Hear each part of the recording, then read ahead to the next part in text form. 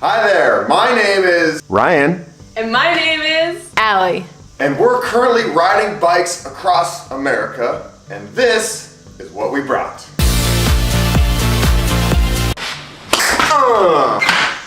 Alright, ladies and gentlemen, so you want to go on your first big bike tour, or maybe it's just a small bike tour. We are here to help you with what gear you might want to bring. Allie. But remember that the best gear is the gear that you got. So the important thing is you just get out there and do it. Yes, having fun is the #1 goal of a bike tour. It is not meant to be a sufferfest. You want to go out and explore the world at 15 miles an hour. You want to do it comfortably, and you want to have some of the right stuff to help you be comfortable. So let's get started. We're going to start off with some of the must-haves, and this may seem weird, but butter knife.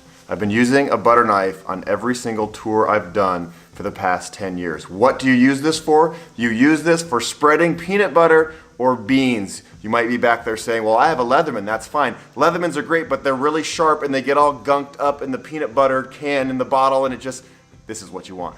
Blinky lights, even for the daytime, so the cars don't hit you, and for party time.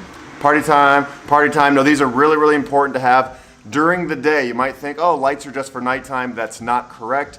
You want to have these on at the daytime so cars coming from behind you can see you, because nothing will end a bike tour faster than getting hit by a car. Really, really good puncture-proof tires. I love the Schwalbe Marathon Plus Tours. I've been using these tires on every single bike ride, and they really work. They're worth the money. I average maybe 1 flat tire for every tour. They are incredible. Get them, or some other brand that has Kevlar. You will be thanking yourself, because fixing a flat in the middle of nowhere in a rainstorm really sucks. Air mattress. During a bike tour, you're working your butt off and you need to give your muscles the time to rest and recover. So get a sleeping pad that works for you. I love this one. It's huge, it's thick, it weighs nothing. This small pile right here is all of the clothing we have for a 2.5-month tour.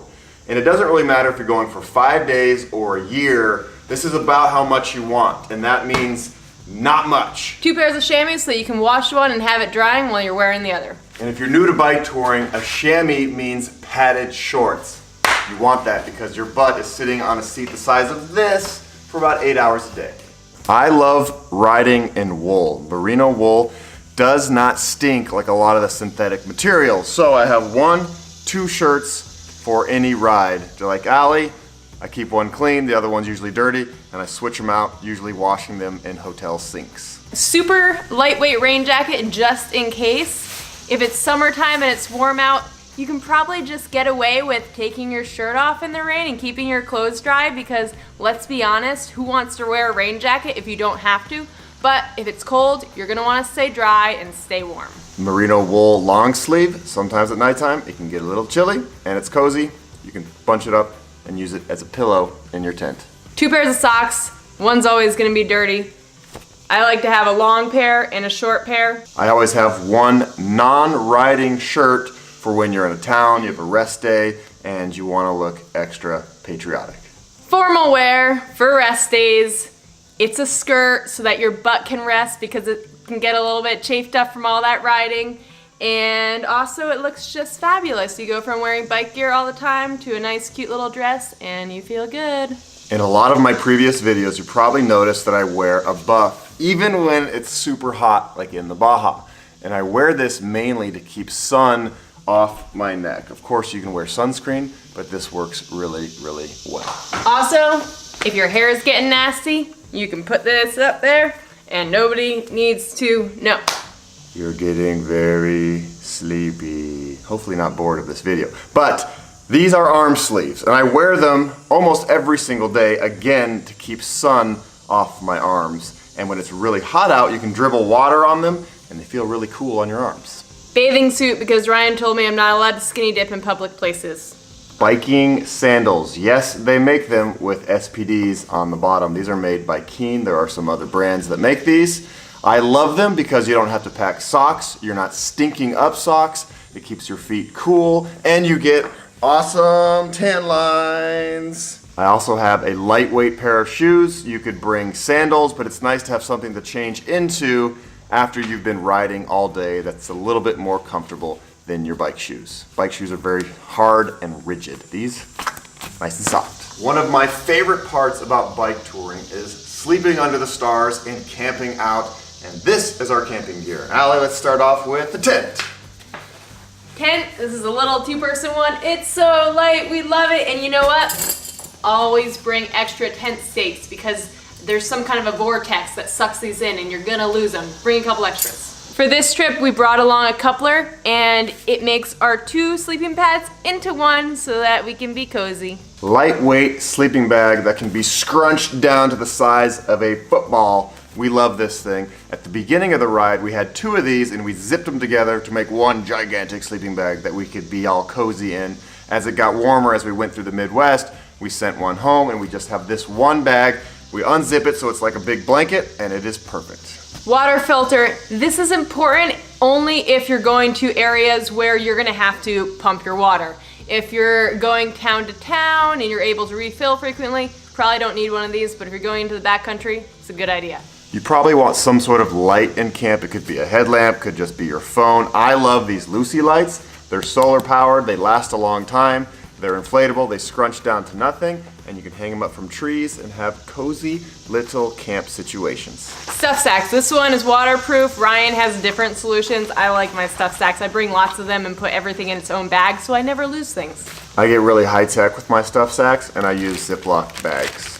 Works pretty much just as good. Toiletries. There's a lot of stuff in here. Some people might think it's too much. I think it's just the right amount, and it's really a personal decision what you need to stay comfortable and feeling fresh. And this is how I feel fresh. It may seem silly to bring an electric shaver. I use it every single morning. I keep my face nice and smooth. It makes it a lot easier to put on sunscreen and to kiss Allie. Camera gear. You probably want to document your ride in some way. It might be as simple as just using a cell phone. We obviously are making YouTube videos, so we have a lot of stuff, and this is what we have. Drone. Waterproof stuff sack full of cords. Small camera for your helmet. I love this little USB plug because sometimes you can only find one place to plug in the restaurant or rest stop that you're poaching power from. This gives you 3 little holes to charge things off of. Lots of extra SD cards. Lacy Rugged 4 terabyte RAID drive. These things are awesome. They're so fast. It's got the Thunderbolt. Also, it can really take a bit of a banging. You can Hey, be careful with that. and it still keeps on a chugging. So good thing to invest in a good hard drive because you don't want this to fail. It's got your stuff on it, but also bring it back up. Here's the backup drive. Laptop for on-the-fly video editing. This is totally unnecessary, but it is a Kindle for nighttime entertainment. Right here, your phone, super important. We love these, they're good for taking photos and videos, and most importantly, Google Maps. We're not following a set route on this ride, and essentially every day we pick A to B on Google Maps. We hit the little bicycle function here. It gives you the safest roads to ride, and for the most part, Google Maps knows what it's talking about. It sent us on a lot of really amazing low traffic roads. Keeping all of this stuff charged is kind of difficult, and there's a process to it. And we usually go to cafes or restaurants for lunch, and we find all of the open plugs, and we plug everything in every single day. So we just gotta stay on top of this stuff. You wanna bring some extra batteries, and usually you'll be fine. Bring extra cords too, because you need those cords to charge with, and they're gonna break. Now, if this was a more backcountry adventure, we might bring a solar setup, but those are also fallible and they're a little bit more weight, so if you can avoid it, just plan on poaching power where you can get it. Charge box for your phone or whatever. If you run out of juice, it's good to have a couple of these handy. You're going to get sore muscles. It can't be avoided. Everyone's got their favorite tools for self-massage. Mine happens to be very tiny and easily replaceable for 25 cents.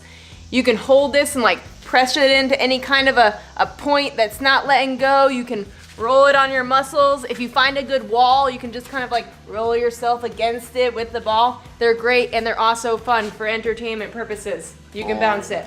Who doesn't love a bouncy ball? Boing. You can give it to a small child. Boing. Cats love them. This looks like some sort of martial art tool. It is not. It is a massage stick. And it's light, and you just roll it on your muscles, and it makes everything all better.